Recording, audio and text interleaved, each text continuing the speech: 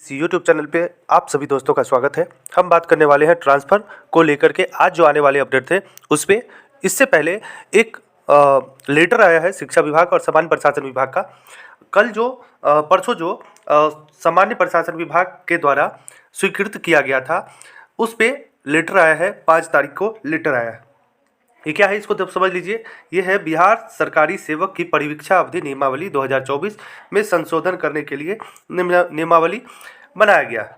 सभी लोगों को पता होगा कि परिवीक्षा अवधि पहले जो 2 वर्षों की थी, अब जो है उसमें संशोधन करके इसे 1 वर्ष का कर दिया गया है और इसके लिए गाइडलाइन जारी कर दी गई है कि किस आधार पे किस किस प्रकार से जो है वो 1 वर्ष रहेगा और किस अवधि में 1 वर्ष के लिए विस्तारित किया जा सकता है। तो अगर 1 वर्ष आयोग के अनुशंसा के आधार पर अगर कोई भर्ती होती है और उस भर्ती में जो है वो अगर उनकी सरकारी सेवक की परिवीक्षा अवधि अगर संतोषजनक रहती है तो 1 वर्ष का ही परिवीक्षा अवधि रहेगा। लेकिन अगर संतोषजनक अगर सेवा नहीं रहता है तो 1 वर्ष और जो है उसके जो है वो परिवीक्षा अवधि को यानी प्रोबेशन पीरियड को बढ़ाया विस्तारित किया जा सकेगा।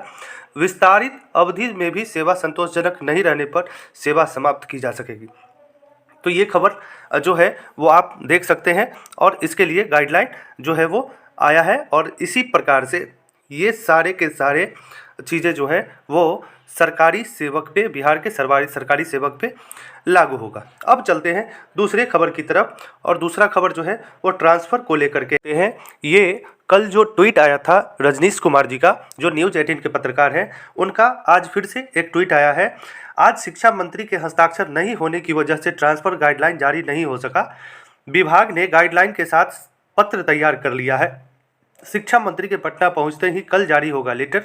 थोड़ा सा धैर्य रखें और नकारात्मक टिप्पणियों से बचें। चूँकि कल कहा गया था कि आज के बारे में कि गाइडलाइन जारी हो जाएगी और सभी शिक्षक जो है वो लगातार जो है वो न्यूज़ 18 के पत्रकार को लगातार फ़ोन कॉल कर रहे हैं।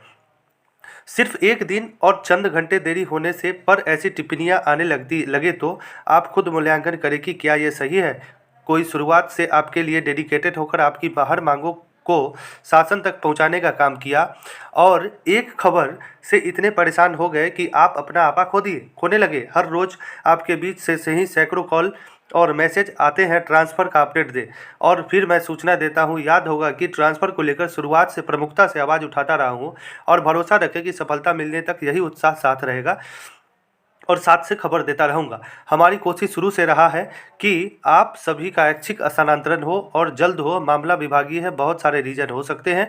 ये नहीं भूले कि मैं सिर्फ माध्यम हूँ जो खबर दे सकता है और सरकार तक आपका डिमांड भी रखता है। थोड़ा धैर्य रखें।